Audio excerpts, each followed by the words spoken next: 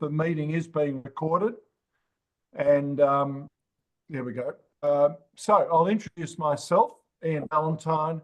I was District Governor last year for what was then the District 9810. Of course, as everyone is well aware, 9810 merged with 9820, and from this Rotary year has become District 9815. I've given my number of presentations, particularly in your year as District Governor, as those past DGs in attendance will attest. You do give a lot of presentations, both to club and public events. I've had a bit of experience there. Also, I've had the role of district photographer for 9810 pretty much since I first joined Rotary some 27 years ago. And I'm continuing on in that role. So those of you who are at Bendigo might have observed that I was back to taking photographs, a role with which I'm probably a little more comfortable in as a District Governor, but I thoroughly enjoyed my year as District Governor. And hopefully I can impart some of the experience that I had as District Governor in giving presentations. So I'm going to kick it off first, and then I'll be followed by David Button, my partner in crime. David is the district's IT go-to, as well as communications chair. So David's probably going to be focusing more on social media, websites, club bulletins, newsletters, that sort of thing. And I'll just focus a little bit on presentations, PowerPoint, and a subject which I'm a lot more comfortable with, and that is photographs. All the important elements of communication. So I'm going to kick it off. I'm sort of in a bit of a catch-22. I'm not a big fan of PowerPoint, but I'm going to still persist and open up a PowerPoint. So just bear with me for a second. Hopefully I'm coming across okay. And we'll try that. So hopefully you can see the screen behind me. Starting off with just, oops, sorry, hang on. There we go. I want to just start off with a few basic rules for what I consider to be a good presentation. And bear in mind, I'm not going to focus so much on the content as more the delivery, because the content is going to vary depending on your audience, and I'll touch on that shortly. So if we start off with number one rule that I always have in giving a good presentation, this is something I very much learned in my year as District Governor: prepare well in advance. Give yourself plenty of time before the event, and that will give you a chance to try to, and you'll go to bed at night thinking of something else you want to add to your presentation. If you start the process well in advance, and I'm talking maybe weeks, days, whatever it might be, but give yourself plenty of time to prepare, because it certainly comes across when you're delivering your presentation, how much you've prepared. You'll ensure that you cover all the topics that you set out to cover. It also allows you to, as I've said there, fine-tune your presentation, because what you thought of 3 days ago might have slowly changed, and it allows you to tune it. And by the time you're delivering your presentation, you know it by pat, and you know that you've covered all the things you want to cover. The next thing, it's always very, very important, consider your audience. I don't think enough speakers consider who they're talking to, and tailor your address or your presentation to your audience. So if you're getting up in front of your club, you're looking at all your members and you think, oh, I can talk about all club matters. But bear in mind, there might be a guest. There might be a non-Rotarian. So always consider who your audience is, and consider how much they know of the subject that you're talking about. So if you're talking to a group of Rotarians, I might have been talking to a group of presidents, I can talk in detail about Rotary issues. But if I'm talking to a group of parents, delivering some sort of speech after some sort of event at a school, I'm going to change my presentation according to the fact that their knowledge of Rotary is going to be a lot less. So always consider your audience. Most important to do that and tailor your presentation around that. The next one is think about what message you want to convey or messages. And with the exception of perhaps a club meeting where you might have a whole lot of issues, if you're delivering a presentation to a group outside your club, don't try to deliver too many messages. Keep it really simple, and then it'll have far more impact. Because people just get confused, particularly when we talk about Rotary. We can go off on so many tangents. Keep it simple, keep it clear, and then you'll find a lot easier to deliver, and they're more likely to go away with a better knowledge of what you've tried to talk about. Avoid reading from notes. I've always tried to deliver my presentations, particularly going back to my year as district governor.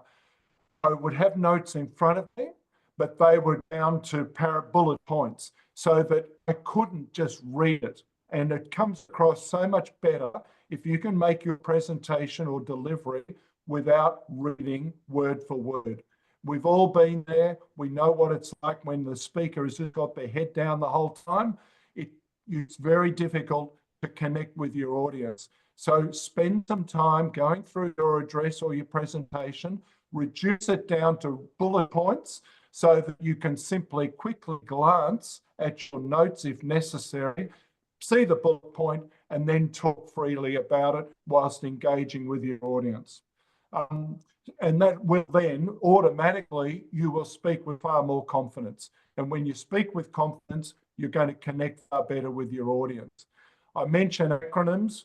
It's a trap for every Rotarian. I just hear it constantly, no matter whether they're district governor, club presidents, international presidents. We all fall into the trap of referring to acronyms. And it's very rare that you're going to have an audience of all Rotarians and all who are aware of what those acronyms stand for. Always consider you're going to have a visitor, a guest of Rotary, a guest to the club, somebody who isn't going to be familiar with those acronyms. And as soon as you mention one, you'll just lose them straight away. When you start talking about RILA or ROMAC and things like that, they think, what the hell is that? Second nature to us, but to a guest, they have no idea. So always avoid acronyms at any price. Now, let's move on to more the actual presentation itself. Do you need to include photographs or charts? If the answer is yes, then invariably you'll turn to PowerPoint. Personally, I've avoided using PowerPoint, although I'm using it right now. But generally speaking, my address would normally be without PowerPoint. However, if I've got to include photographs or charts, then you can't avoid it. So let's move on with PowerPoint. So as I just said, it's essential if you've got photographs or charts. And there is what we know, what some of you may be familiar with, the 555 rule of PowerPoint. No more than 5 lines per slide, no more than 5 words per line, and no more than 5 minutes per slide. How many of us have sat in front of a PowerPoint and all you see is words and letters? You just can't, it's all too much, and the person's just reading it anyway. What's the point? So keep them very short and clear, because then the listener can focus on you as the individual delivering the presentation. If you put up slides with too much detail, too many words, they're going to be distracted. They think, do I have to read that or do I have to listen to the person? So always remember, keep your PowerPoints really simple. Easy to read from the back of the room. Once again, too much information. People in the auditorium, or wherever you might be, won't be able to read it anyway. So always think of making it clear. And before you actually deliver your presentation, read through your presentation again on your PowerPoint. Proofread. There's nothing more distracting than seeing errors on the screen. There's no excuse for that, and it shows that you haven't prepared fully. So the use of charts, only put up a chart or a graph if it's really appropriate. They can be messy, and I've got an example coming up, which you're probably all going to agree is probably a little bit messy, but it does deliver a message. And that is important. Only put up the graph or the chart if it's delivering a message. If it's just information, it's a waste of time. People can always get that going to websites and what have you. But if you want a message to be delivered with impact, sometimes a chart will do that. But once again, keep it as simple as you can and as clear as you can so that people don't get confused. So here's an example of a chart. This is a very important statistic, and one anybody involved with the regionalisation pilot will be familiar with this statistic. You'll notice it's a graph, it's got years, it's got lines, it's got columns, and it shows a decline, but you don't have to look at the individual data to understand what's going on, because I've put a message there, membership down 25% in 10 years. That's the message that I've endeavoured to deliver with the graph. It shows the data, but I've reinforced it with the statement. So if you are trying to deliver a message, it doesn't hurt to put that message on the graph, because that's what people remember, and they'll remember the declining numbers, but they'll always remember that statistic. And that is an easy one. And I might add, it's a real one. Very, very important message, and a very good reason to actually present the chart. Right, photographs. This is an area I'm far more comfortable with. And initially, when we first talked about this session, I thought I was just going to be talking about photographs. But bear with me, because this to me is an area of passion. So I'm going to go through some scenarios or different issues which you should be trying to remember when you're taking photographs or getting somebody else in your club to take photographs for you.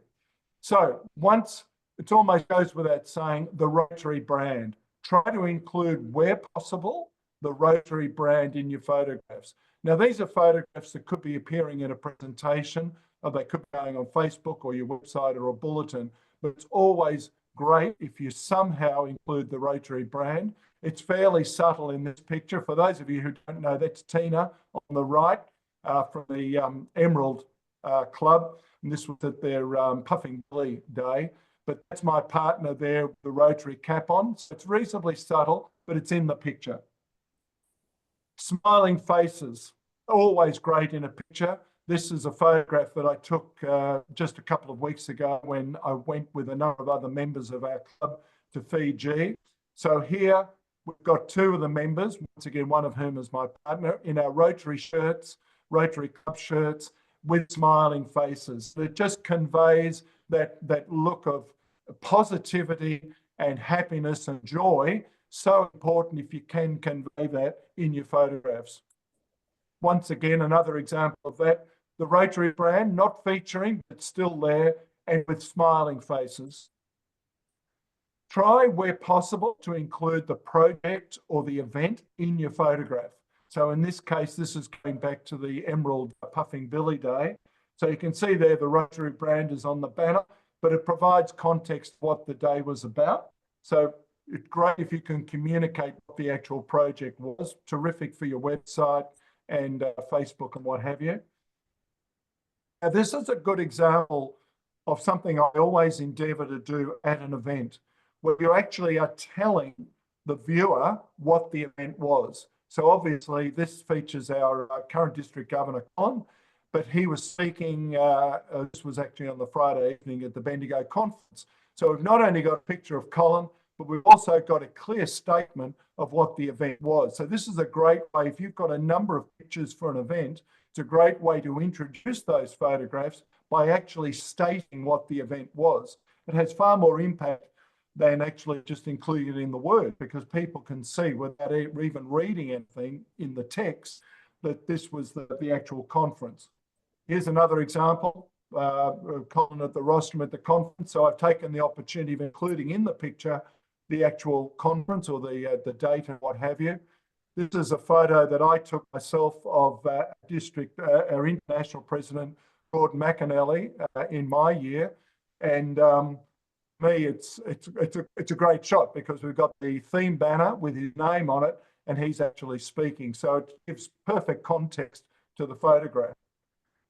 once again, getting back to context, I've included in this shot in the background a couple of the Rotary logos and what have you. Not a particularly good photograph, but at least it gets a reinforcement of the Rotary brand. This is a better example of getting the Rotary brand in your photograph. Lots of mention of the foundation. Greg, you like this photograph? NPolio now, Rotary Foundation. It just says it all. It shows you what Rotary is doing, what the people are doing. Now, getting at the composition of the photograph, I have a real pet. This is one of my pets when it comes to taking a photograph. Think when you're taking a photograph or somebody's taking it for you, think about your composition and what you can't achieve in your initial composition, you might be able to achieve in post-editing with cropping. So this is an example of a photograph I took myself. I'm not particularly proud of it, but because I only had my mobile phone and I couldn't get any closer, this was the shot I got. This was a club induction last Wednesday, in fact. So it's really a messy photograph. There's too much background. I can't read what the certificate is. No detail in it at all. But once I cropped it like that, it becomes far more useful. So now we can see clearly the faces of the individuals. Clearly the person in the middle has just been inducted to Rotary because I can actually read that on the certificate. So this makes a great picture for your bulletins, or Facebook and what have you, because you can actually see the detail of the people. Another example of where you've included waist up, not wide angle shots. It's a great shot and it's particularly not clear, but at least we've got a picture of the check, the individual who's received it, and in this case, the club president. So and of course, I've even got the theme banner in the foreground. So it's so much in it. Terrific for this person to go back to her organisation with this photograph and show this is when she received a check to her organisation. So it's always good if you're displaying certificates or what have you in a photograph, make sure it's clear and legible. A word about taking photographs of children. We're all aware of the youth protection regulations that we're under. Never, unless you've got express permission, feature photographs of children. Now, my examples earlier, you saw the photo in Fiji. There were children in that.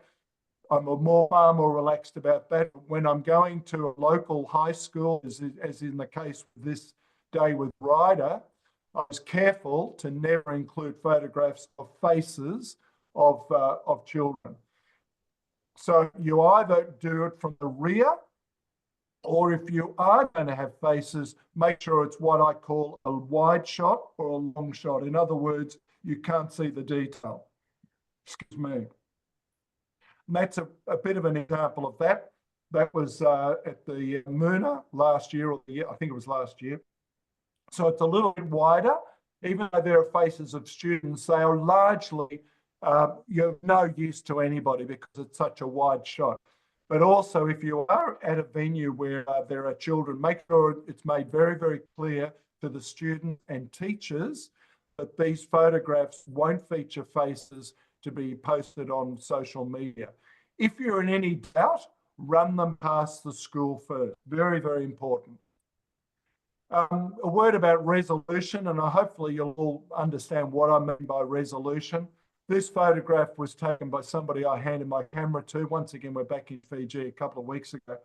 And they've taken a very wide angle. They've put the heads in the middle of the picture, so I've got far too much sky. It's really not a particularly good photograph, but because it was at maximum resolution, it allows me to crop it. So that's the photograph I end up with. Far better, you've got detailed faces and what have you. Still says something, and the Rotary brand is far clearer. So never be frightened to crop a picture to make faces bigger and the context or the image more clear. Another example of cropping, a simple one was taken at one of our club meetings a while ago.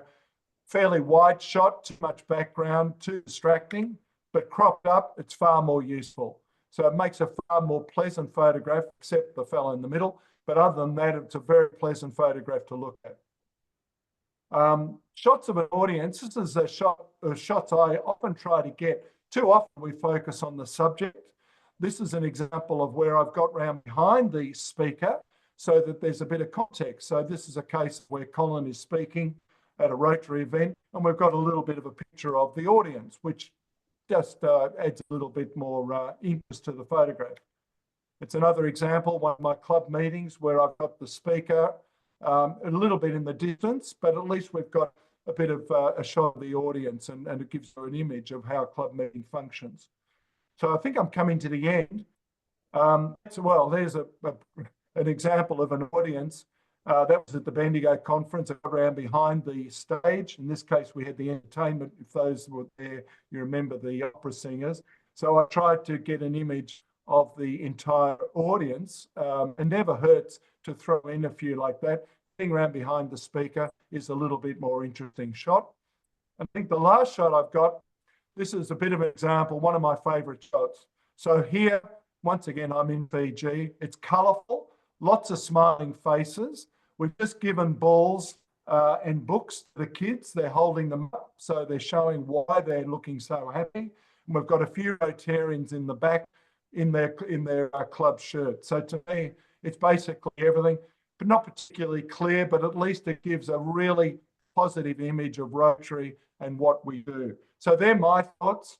I'm going to stop sharing and go back. So there we are.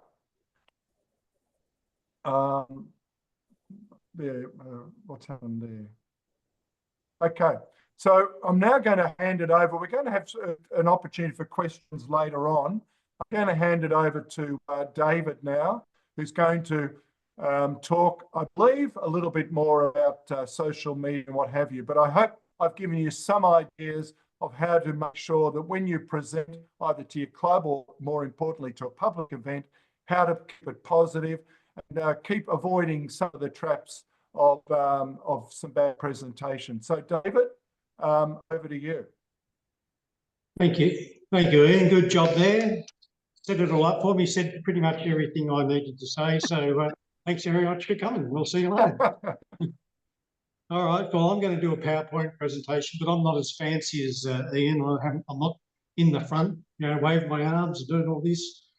We're just going to do it the old-fashioned way. So let's give this a go. All right. I better see who's doing what. Great branding, David. Yeah, can you see that? Yeah, great branding. Oh, yeah. Well, this is the whole thing. We've got to get this branding thing under control. Yep. All right. Yeah, I'll just try and get that away. All right. Away we go. So I'm stealing a bit of Greg's presentation to start off with, to show that branding is a major component of a good Rotary photo. This particular photo shows a bit of action as well, and you really need to combine as much of those two factors in your photos as you can to bring across a message. So pretty much for anything we're doing, we've got the same online audience. We're trying to keep our potential members happy. We want our current members to be proud of what they're doing. The local community needs to see that we're actually active. Potential partners and donors need somewhere to invest some time and money, so put our best foot forward. And of course, we want to share our experiences with our families and friends. They'd like to see what we're doing because, I don't know about your families, but some of mine still think that Rotary is a cult of some sort, so you've got to be aware of that type of thing. So what we're looking for action. We're looking for fun. We're looking for good quality photos. We're looking for crazy people like Evan Burrell to take us out of our comfort zones occasionally.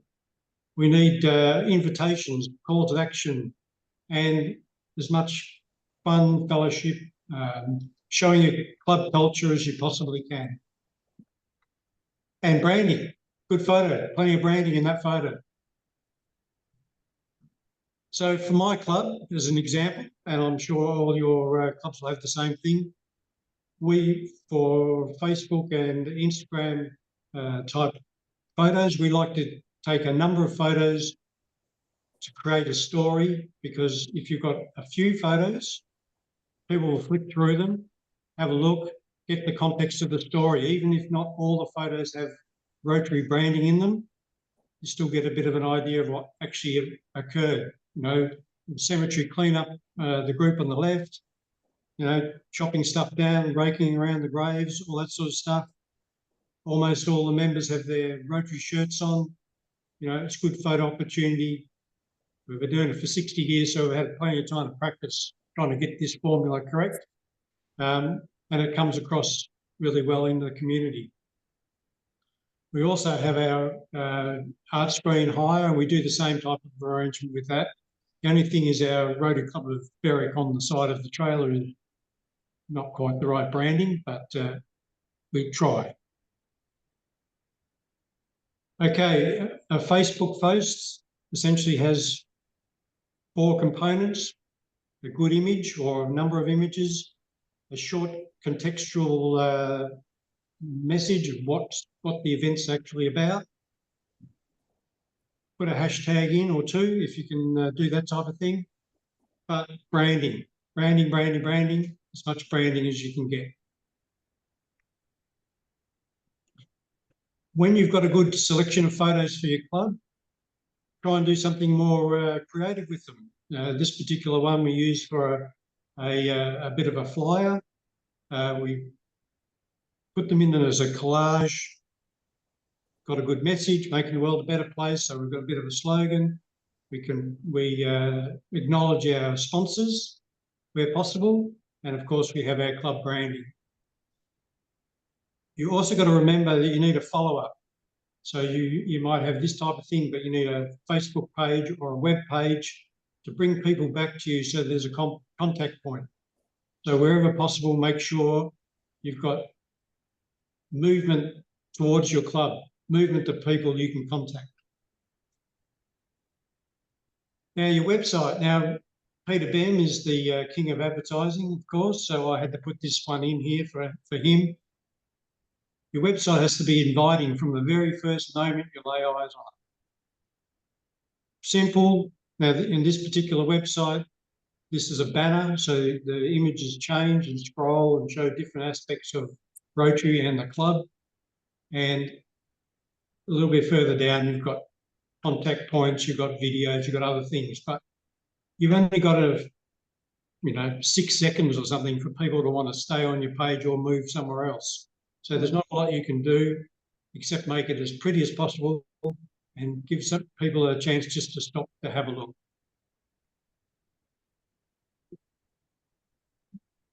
Your club bulletins.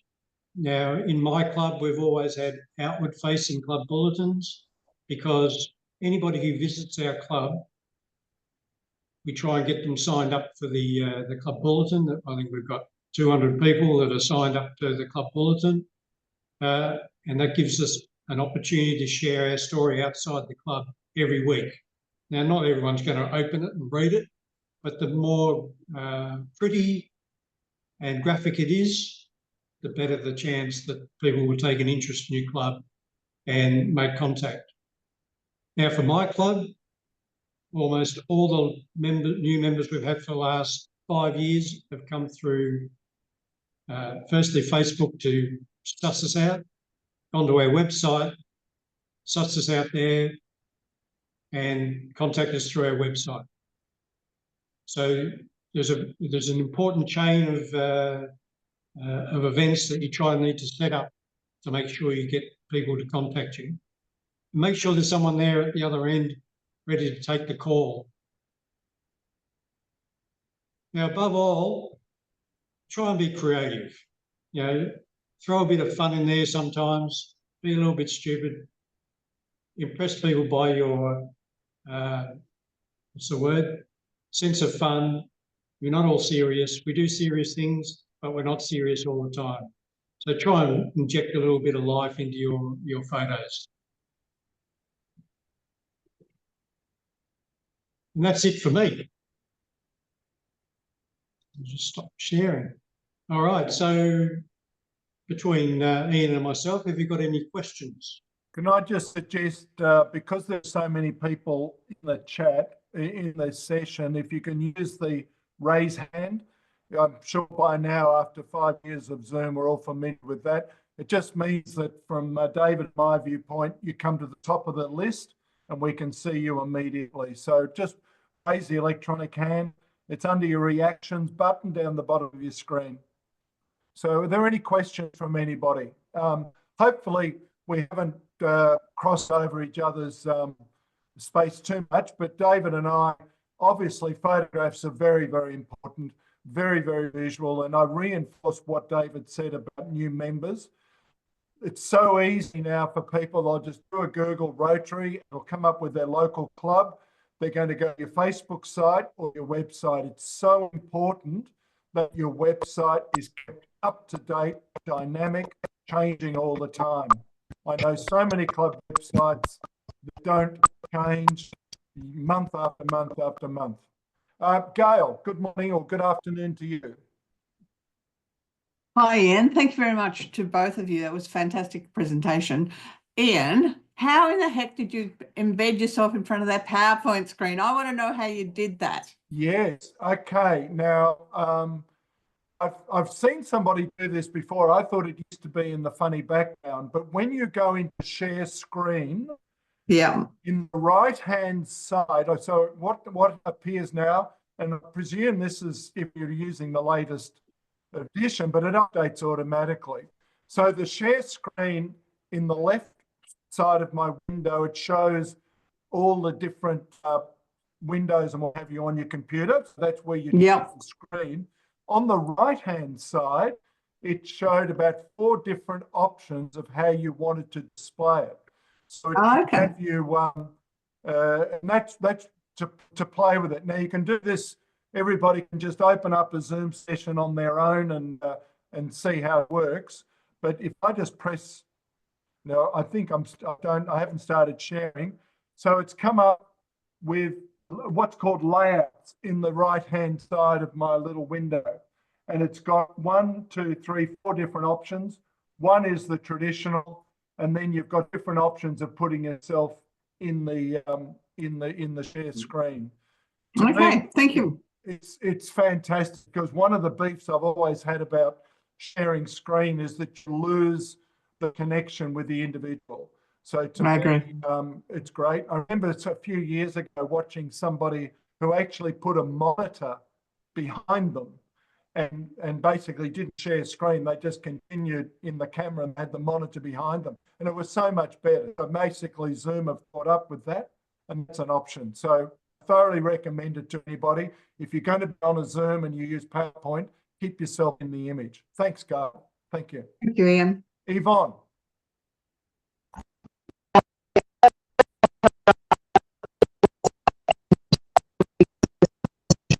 Yvonne, I'm sorry. I can't distinguish. I'm sorry. Can anybody else? Can you hear Yvonne? No, she's not coming through. Yeah, I'm just getting jargon. I'm sorry, Yvonne. We're not. No, Yvonne can't. Yep, she's given up. Okay, thanks, Yvonne. Sorry. Yep, good on you, David. Anybody else got any questions? Anything, any points? I mean, both very, if anybody's got any additional suggestions, by all means. In my talk, I didn't actually talk about the content of your presentation, but it's very, very important. And one thing I will mention, this is something I always impressed on presidents in my year, if your position in your club allows you at any time to speak outside your club, for instance, if you're attending an event, take the opportunity of talking about Rotary. Have something ready all the time, the old elevator type delivery. In other words, you've given yourself 3 minutes to tell people what Rotary is about. Have that in your mind. Take every opportunity you can. If you do have an occasion to do a presentation, talk about Rotary, your club, give a broad overview about what Rotary does, and then just say, Google Rotary in your local area, get in touch with your local club. always a great opportunity wherever you're speaking to take advantage of your role in the club and promote Rotary. So, Sandra, you have a question. Oh, hi. Sorry, I can't. My video's not working, but you can hear me? We can hear you loud and clear, Sandra. Thank you. What club are you from, Sandra? Rosebud Rye. Welcome. Okay, I noticed that you said, like, I spent a lot of time overseas, so I was interested in your comment about photos of children over there. Oh. But you said that it wasn't so serious as over here in Australia.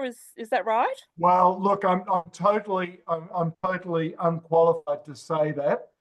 I've got to say, when I was there, and this was only a couple of weeks ago, and you've been overseas yourself, look, I would never suggest for a moment that it's not serious. I guess I have to say, when I was preparing the presentation, it did occur to me. And here was an example where I've got photos of children in my picture, in my photograph. It's hard to avoid when you're visiting schools in these countries. I'm not going to say for a moment it's not serious. And if you'd like to make a comment, I'm very receptive to what you would suggest. It's difficult to avoid when you visit a school in Fiji not to take pictures of the kids. Yes. We were. I took the Rotaractors over there to Nepal, and we went on a health camp, and we were at a school. It was just like, okay, I mean, it really is part of the story to have these images. So, Yep. but it's almost impossible to to get permission from everybody. It is. So yeah, so I just went ahead anyway. I guess Yeah. that was the attitude I took. I think, I mean, we're very, very, very much aware of the regulations and the controls in Australia. When we're at the local high school, the local primary school, you've got to be absolutely over careful. There's no question about that. But it's difficult when you travel overseas, particularly with Rotary. You find yourselves in schools and places like that. I guess there's a greater degree of anonymity when you're overseas. But look, it is difficult to Yes, avoid. I mean, I did ask the principal of the school, and also the people that we went on the health camp, whether they thought it would be okay, and they said it was okay, but we obviously didn't ask each individual child. No. Ian? Yes, Greg. Yeah, sorry, I can't get my little hand up there. You're fine. I'd just like to make a comment. comment. I'd just like to make a comment about the photos, going back to the photos. Yeah. 75 to 80% with my experience, because I've also taken a lot of photos over my professional career. And my experience is that most Rotarians don't think, if they're working on a project, if they're working on an activity, they don't think to wear their Rotary livery.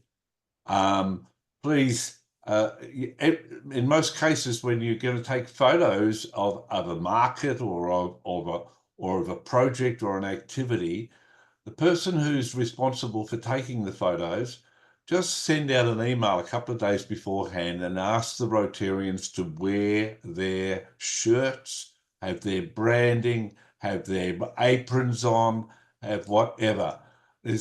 I've had, and even now in a number of situations, even in my new club, I've been able to, was going to take some photos of a couple of great projects, and the members turn up with nothing.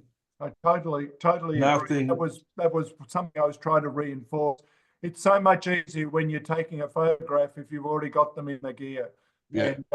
And David showed some great examples of members of his club when they were at projects. It's great. I have an issue in my own club. I take photographs every week at our meetings, and we have so little branding in the room. It drives me nuts, because you want automatically the Rotary brand to be there, because it's so recognisable. It's worth so much to Rotary International, and yet we don't include it enough in our photographs. It's very, very good point, Greg. our club members, every single club member has a polo, a badge, a hat, a cap, and or a bucket hat. You think it'd be just the first thing you do when you go and work on a project is get in your gear. Absolutely. Thanks, Greg. Chris Darcy from Beaumaris. Hi, yeah, really following on from what Greg said, not just the livery, but if you've got a stock of pull-up banners and teardrop banners, if you're doing something, take a few of those with you. It's amazing what sticking up one of those in the middle of what's going on, yeah, helps with the branding. Absolutely. And I mean, it's so photographable. Rotary brand, I mean, I know we're so used to it, but you know, the blue with the gold, it always looks great in photographs. If you've got it on your marquee, pull-up banners, caps, shirts, whatever, as Greg says, and you're reinforcing, Chris, make sure your club members are wearing it. I know Beaumaris are very, very into that, and so should every club. So when you hand out the shirts, remind members if they're attending an event, a project, a sausage sizzle, whatever it is, wear your gear. And it's so important. It's so much easier to photograph. Thanks, Chris. Anybody else got anything they'd like to add? Any questions, any suggestions? I'd just like to comment quickly, Ian, about, and to Greg's point, it doesn't take 5 minutes to get your club to get behind you with their branding. You just got to be at them. With my club, it probably took 2 years, and now there's still 3 members who refuse to wear their stuff, but we've got enough there that we can hide them in the back somewhere. Just be consistent. Bribe them if you have to. Don't care. It's just, you know, I go through Facebook and look at all the different club sites, and it's just so hard to find out, is this a picture of Rotary, or is this a picture of the men's shed, or is this a picture of who knows what? If you go to a scout do, all the scouts have got their uniforms on. It's not hard to pick. It's a scout thing. No, why can't we do the same with Rotary? Absolutely. We're on the way. Our new member packs now include a cap and a shirt. So every new member that gets inducted gets a cap and a shirt, and basically every member of our club is now equipped with that. And there is literally no excuse why members can't wear them to events. So important. Okay, well, we're coming up to Q2. Is there anybody else who'd like to make a comment or in support of whatever we've said? I can't overemphasize the importance of your Facebook page and your website, as David mentioned. That is very often now, almost inevitably, going to be the first point of contact of a potential new member. They'll see what we're doing. They'll contact you through your Facebook site or your website. If they come to the website and can't even find a means of contacting, you're not going to get them. So it's so important. Get onto your club website, webmasters, as we still call them, I think. Make sure that your site's being updated, your meeting information is up to date, and make sure that there's on the meeting that you make sure it's clear that anybody of the member of the public is welcome to just turn up at a meeting and introduce themselves, and they can be there as our guests. So make your websites as welcoming as possible. Thanks. David, would you like to say anything in closing? We've done a great job, Ian, so we can go home now. Good on you. Thanks, Ian, everybody, for attending. I hope you've all got something out of it. I encourage you to look at the other sessions that Peter's lined up in the District Assembly. I think there might be some more today. There's certainly some more next Saturday. Make sure you log in and join. There is always going to be something you can learn, and I encourage you to look at what other sessions are being held. But thank you. I'd just like to say, if I could, Ian, too, that Peter, sorry, yes. Yeah, this is. I think I speak on behalf of everybody to say it's been an outstanding session today. You've given us a lot of fantastic hints. I can see a lot of people writing too, so it meant that they were trying to take on board a lot of the hints that both yourself and David have given us.